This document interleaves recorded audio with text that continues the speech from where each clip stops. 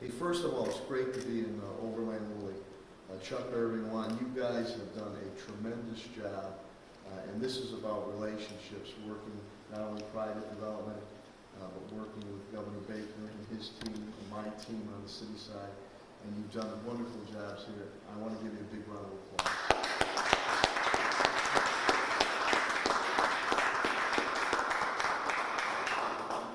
Of course, I've already said it many, many times. We're joined by our dear friend, Governor Charlie Baker. I'm going to miss this guy. He's just been a tremendous asset, not only to the Commonwealth, but to the city of Springfield and to myself. Just a phone call away or a person wants to get things done, and that's why we're here today on the Forward Act. It is imperative, and the governor will speak about it, this money that we obtain from the federal government, the ARPA funds, and I know, I'll introduce a delegation here, they're working hard on it too, to get this money out as soon as possible.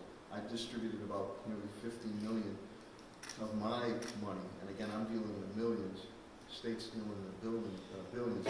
People are hurting now, and the businesses are hurting, and it takes, with the supply chain demands, it takes time to get things planned and done. Ask Chuck, Irving, and Juan on it. So 2024 is right around the corner, and the last thing you want to say to your constituents is that the federal government clawed that money. But I'll let the governor speak on it. I know the local delegation, State Rep Buddy Williams, State Rep Jake Oliver, my State Rep, another good friend, Celso Economics, Carlos Gonzalez, Chairman of Public Safety and Homeland Security. I'm working hard to try to get that money out of leadership and working with the governor. We're joined also by Ashley, I want to get it correct now, Stowell. Very good. I get an A. Undersecretary of another acronym, EOHED, ABCD. My old friend Marty Suberg is here, Commissioner of DEP, and believe it or not, I have a very good relationship with DEP. We work very well together. Some mayors don't say that. So, with that, I want to introduce a dear, dear friend, and again, tremendous job done. There's a lot of stress. He's got a good team like I do, day-to-day activity, but then, having to deal with disasters, with a natural man-made, COVID-19, which Massachusetts has been the #1 state in dealing with that. I think people forget about that. Flying the plane as you're building it, just a great, great guy, and again, I'm going to sorely miss him. Put your hands together, because the more we clap, the more money we'll get coming here to the city of Springfield for our friend, my friend, Governor Charlie Baker. Thank you, Mayor. So, first of all, it's great to be here again in Springfield, and I want to thank the mayor for his work and his collaboration on so many issues over the course of the past 7.5 years, and I want to thank the delegation as well. They are not strangers to us. Good day, Senator Lesser. We're here today to talk about the Forward Act, which is one of several pieces of legislation that is currently pending before the legislature, and I get asked all the time about whether or not the Forward Act will make it through before the end of the session. My answer is always the same, which is economic development bills, generally speaking, tend to get passed in even-numbered years. Even-numbered years happen to be election years. That could just be a coincidence, but generally speaking, they're one of the last pieces of legislation that usually gets passed. But in this year in particular, there are some very significant opportunities for the Commonwealth and for our Commonwealth cities and towns to make some very significant investments in housing, in downtown redevelopment, and in environmental infrastructure. And that's what we're really here to talk about today. The Forward Act's about $4 billion worth of investments. About half of it is federal money, so-called ARPA money. About the other half is traditional bond funding, state bond funding. But the point behind trying to put all of this to work at this point in time is because there are two clocks that are ticking, okay? The first clock that's ticking is the inflation and the supply chain clock. I think we all know at this point that as each month goes by, every month things become more expensive than they were the month before. And I do worry a lot that if many of the initiatives that are part of this legislation which involves all 351 cities and towns, by the way. Every community in Massachusetts receives resources for either environmental infrastructure, housing, or downtown development, or economic development as part of this proposal.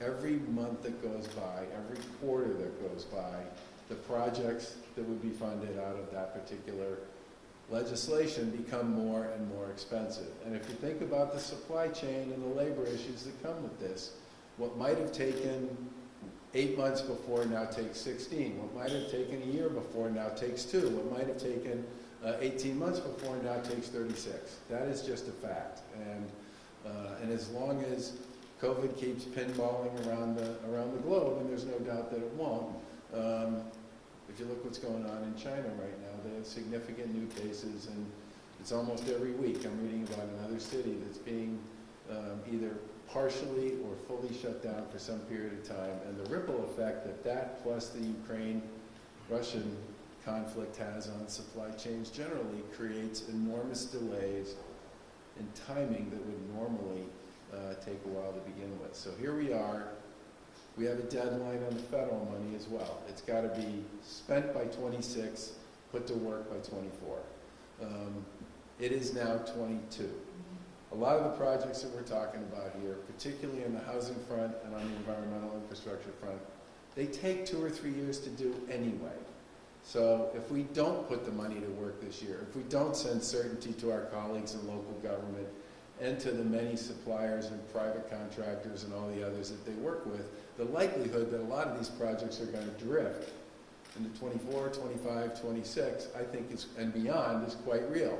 The other reason it would be important to put this stuff to work as soon as possible is to make sure that as the economy softens, and let's face it, we're all paying attention to what's going on with the stock market and the economy generally, what you want to have happen as that happens is you want to have the state putting these resources to work at the same time the economy softens so that people have work, so that communities can continue to make progress, so that the folks who work in construction may not be able to find the private job, but they'll have a public job to work on. And much of this is designed to provide those opportunities over the course of the next 2 or 3 years, and to do so in a way that is completely consistent with what our colleagues in local government have told us they're looking to put resources into.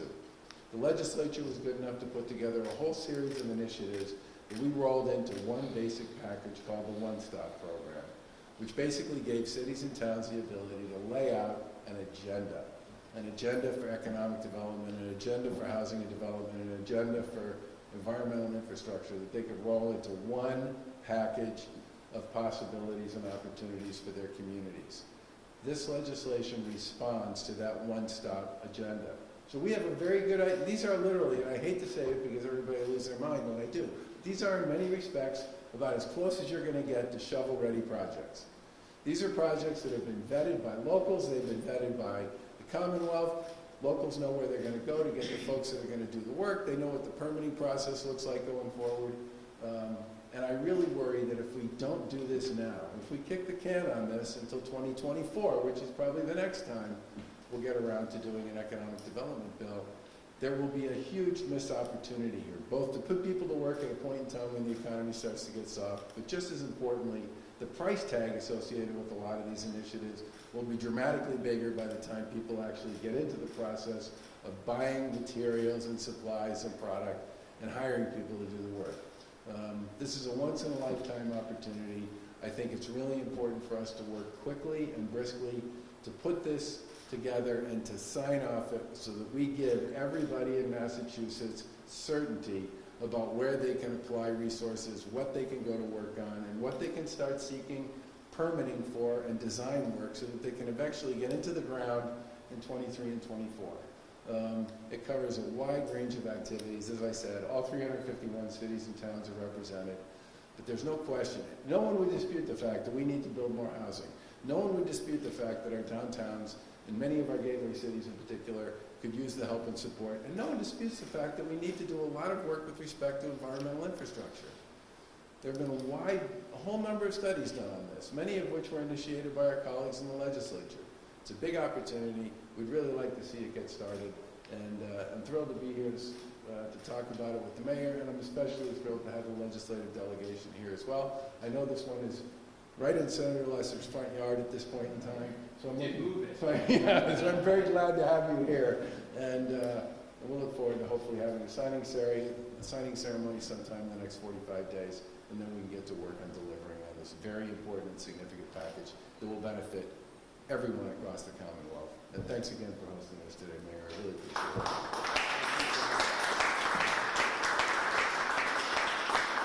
And with that, I'm going to turn it over to Housing and Economic Development Under Secretary Ashley Stovall to talk more about some of this in detail.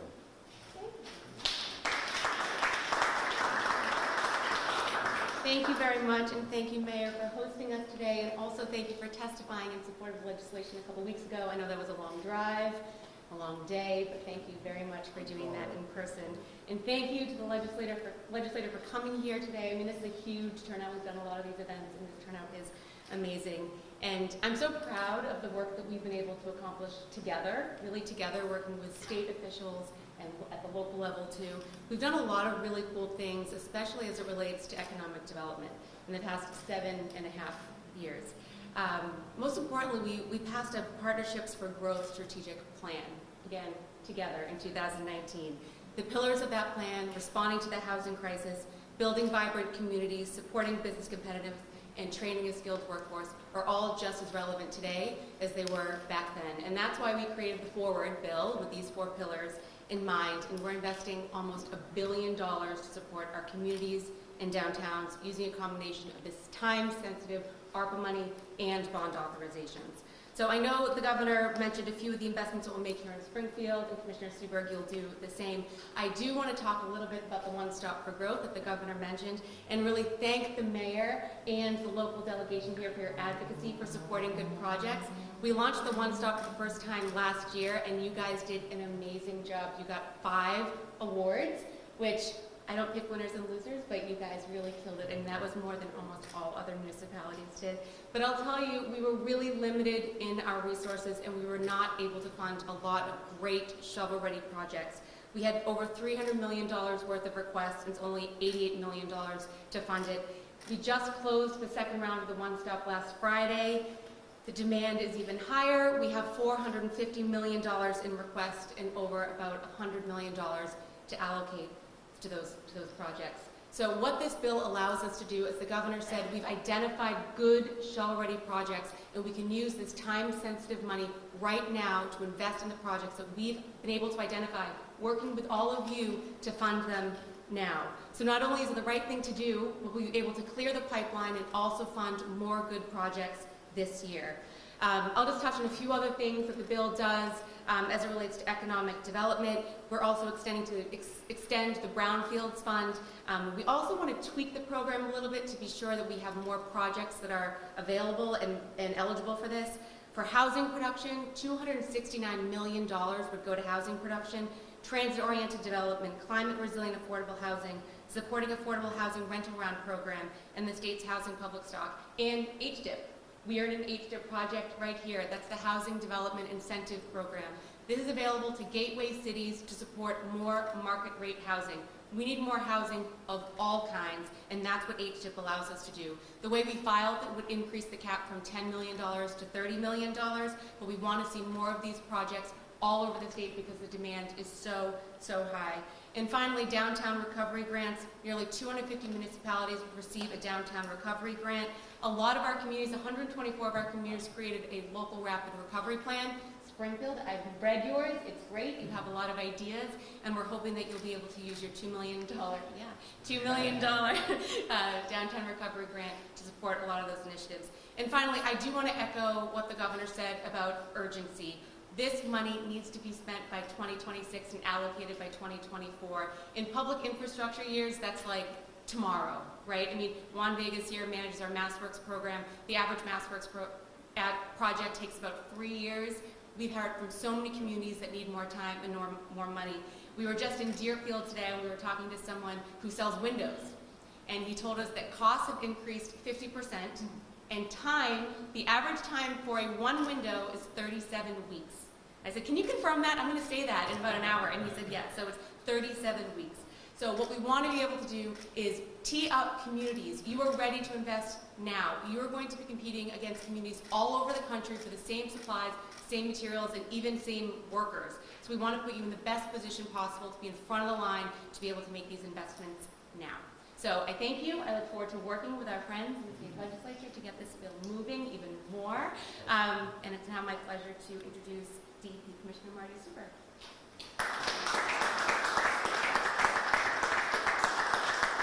Thank you, Undersecretary, and it is a pleasure to be here, Mr. Mayor, in Springfield with the Governor, the Undersecretary, the members of the delegation. I'm here on behalf of our Secretary, Beth Card, and the Energy and Environmental Agencies to really talk about the importance of the investments in this bill for energy and environmental projects. Over $1.2 billion in investments in energy and environmental projects. Of that, more than $13 million will be directed to critical investments here in the city of Springfield, including $500,000 for the construction of a new spray deck, $5 million for water infrastructure. This goes with a statewide investment, as the governor indicated, across the state of over $230 million to address our state park system and its infrastructure and improve recreational amenities like trails and campground expansion. In water, it's over $60 million for water and sewer projects that address things like combined sewer overflows, a major issue, and other things like lead service line replacements in hard-hit communities. It includes $750 million in investment in the clean energy sector. These funds would be used to help us meet our clean energy goals, the goals that the Baker-Polito administration has set for reducing greenhouse gas emissions now and through 2050. This is a generational opportunity. These investments provided by this funding support protecting public health, protecting and restoring our environment, dealing with climate change, and investing in the clean energy and innovation economy. By committing these funds now, as both the governor and the undersecretary indicated, we are making these investments now, and these benefits will benefit the Commonwealth of Massachusetts for decades to come. We're eager to work with all of our partners as this legislation moves forward, but we're also eager to get this bill passed as soon as possible.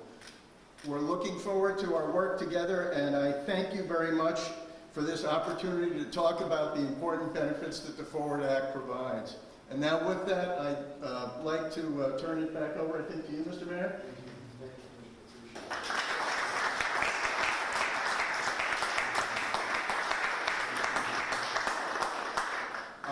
Listen, it's great for Rep. Gonzalez and I, great to see you cut our teeth. My old assistant, Jose Delgado, I know you cut your teeth with Representative Gonzalez and now with Governor Baker. We're very, very proud of you.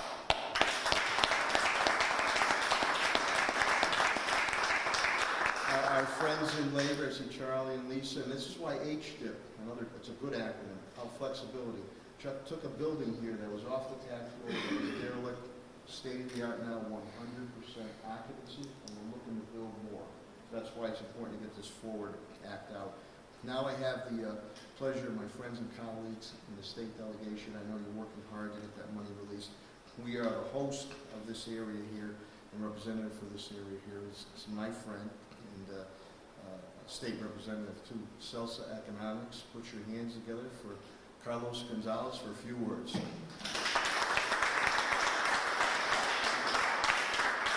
Thank you, Mayor Chuck, to your team, to your partners. Thank you for believing in Springfield. Thank you for your investments in Springfield. And thank you for our beautiful project. I mean, again, Springfield continues to be that shining star, that even through the dark days of that pandemic, we were shining. And under the leadership of Mayor Sarno, we've continued to shine. And thank you, Governor, for having a keen eye, looking at that star and looking at that shining star and coming to Massachusetts, but more importantly, coming to Springfield more and more and more with money in your hands. You know, we appreciate that.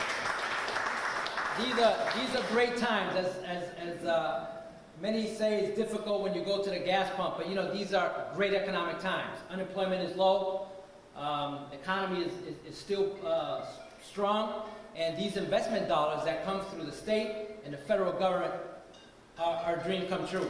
So I agree. Marty, Allison, thank you very much for your vision as well, leading this funding available to the city of Springfield. But again, you know, the forward bill, no better name. When you're moving forward, you're always in the right direction. So thank you for the work that you do. I know that the leadership of the House continues to believe in that same vision. We need to get the hands out to shovel ready. I have a whole bunch of shovels in my trunk, passing them out, try to get some more shovel readies. And it wasn't difficult for the mayor, who doesn't leave the city of Springfield, because he's scared that the president of the council will become mayor for a few minutes or so, but went down there to advocate for this funding to the State House, because he knows where the money's at, and he has really led this city in the right direction. So I want to congratulate you both. Thank you very much. Thanks to my colleagues, and we look forward to continue to support the same mission of getting this money out as soon as possible, and I know the leadership of the legislature will continue to do what they can to move it as soon as possible. So thank you, muchas gracias. Thank you for being in this part of Florida Springfield.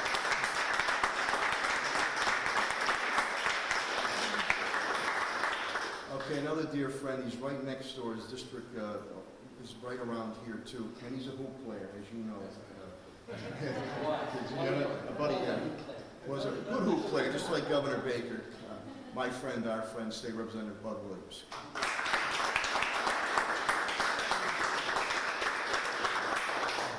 Thank you, Mayor.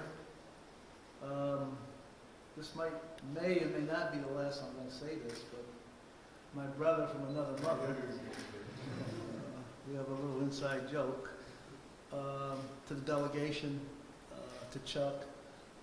I'm having lunch with Jay Ash tomorrow in downtown Springfield. And Jay said, what are you doing? I said, the governor's coming today. He said, really?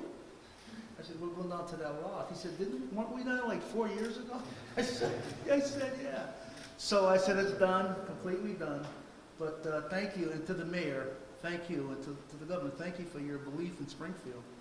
And I know how you really feel about affordable housing, low-income housing. Say what you want to say. Had a beautiful project last week at Brookings. We've done the motorcycle building. We've done this 60 units here, 50, 60. This is amazing. We've had a governor who really believes in level the playing field. And I don't say that facetiously. I say it with a lot of passion in my heart, because I know that the meetings that we've had, the Black Latino delegation, meeting with him, he gives us once a month, once every couple months, we meet with him religiously to bounce off ideas. A man who really believes in this Commonwealth. And we're going to miss him. We're going to miss him, and Godspeed to him and his family. And whatever. Hey, you're not lame duck, right? That's why you got to keep bringing those checks. But this is amazing. When I first pulled up here, I think it was, what was it, Chuck, 3-4 years ago? 4 years ago, wasn't it? We pulled up 4 years ago. I'm meeting Jay Ashton with Chuck, and I'm looking at it, what in the hell are they going to do down here? And they had a vision. And this shows you, if you have a vision and a belief in what you really believe in, and you're fighting for little people, things happen. It's very important, and talking to leadership, speaking to leadership on yesterday, that this Forward Act, that we really do something with it. There's a lot of pain in the Commonwealth. It's the tale of two cities. It was the best of times, it was the worst of times. In some communities, it's the worst of times. People are really on shoestring budgets. The pandemic did one thing, and then right behind the pandemic comes the inflation, gas, you name it. It's important that we get these things done. And I know Chairman Gonzalez and myself, we're always talking to leadership, because we know how important the Commonwealth is, but the gateway cities, the urban areas, who always seem to get hit the hardest.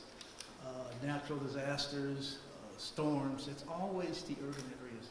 So Governor, we want to thank you for your belief in the city, because as I looked at some of that funding, some of our colleagues in Boston really couldn't believe it there. They said, what do you guys got going down there? I said, hey, we work hard, we mind our business, and we say nice things about the governor. I think that pays off. My mother said, kind words always pay off. You get more with honey than you do with vinegar, and I think that might work. But thank you, and to the secretaries, thank you for coming down. And Charlie, I really, really mean that. Thank you, and we're going to miss you. You know, Mayor and Chuck, you know, we're like the three amigos here. We always talk good things about you. Thank you.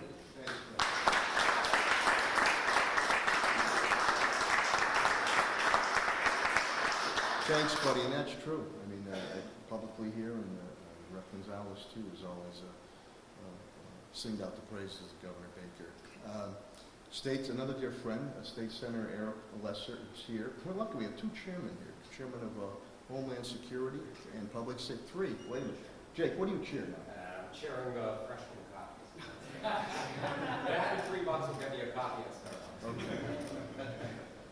I'll remember that. Eric chairs with Economic Development and Technologies, and I know he's fighting, and I'm glad to have you back here. I know you're doing things statewide. So put your hands together for our friend, State Senator Eric Lesser.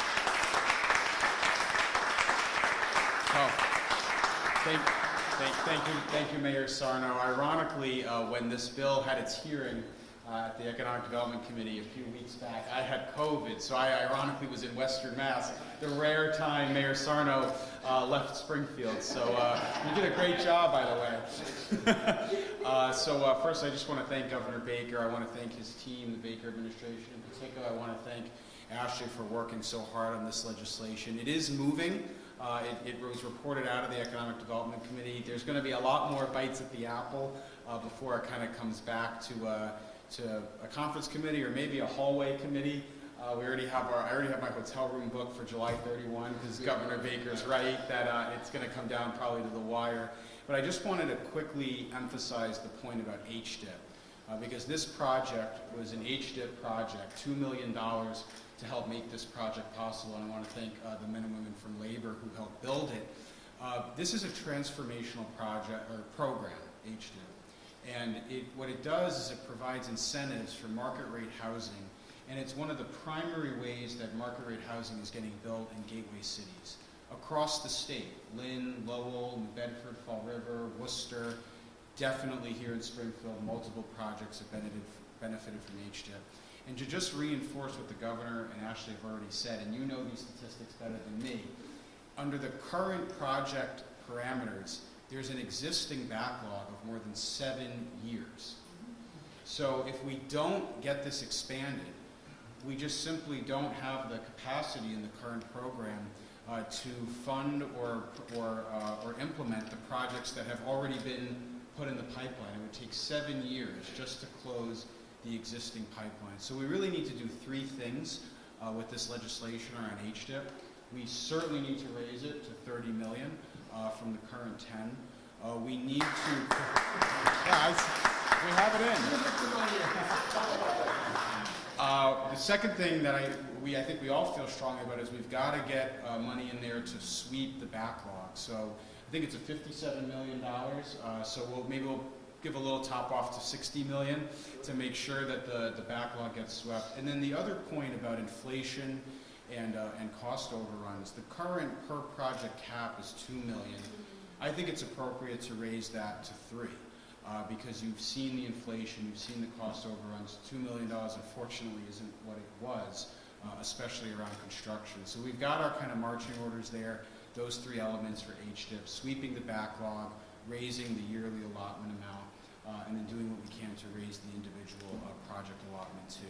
And I think you're then going to see projects like this blossom all over Springfield and all over the gateway cities all across the state. So I'm very excited about it, and we'll get it done. It's a high wire act, but the bill is moving, so thank you. It's great. Thanks.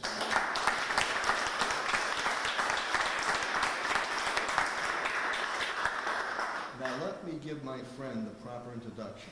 State Representative Chairman of the Freshman Caucus, Jake Over. Nice suit. I got to tell you, when he did have a part of Springfield, I miss him because he paid attention to that part of Springfield, and it was noticeable. And so put your hands together with a nice suit on, and the chairman of the freshman, 3 chairmen for the price of 1, Jake Oliveira.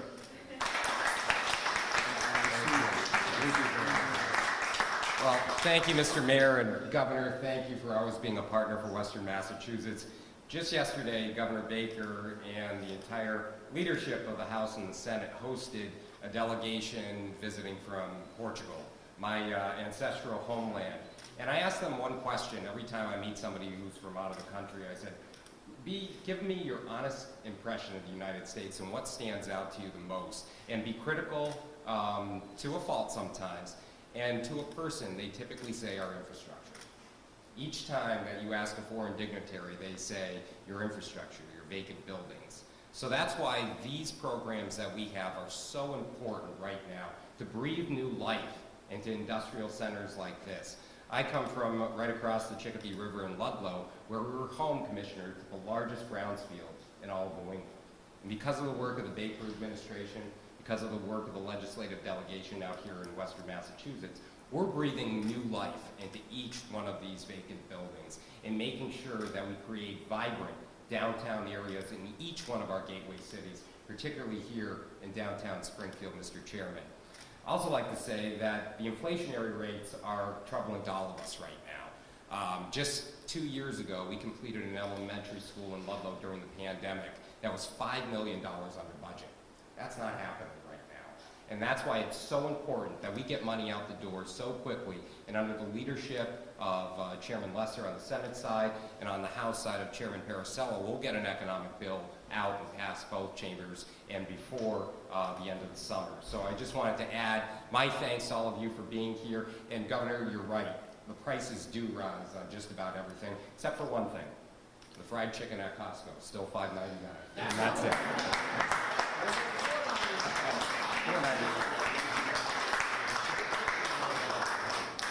He's a pitch man for Costco.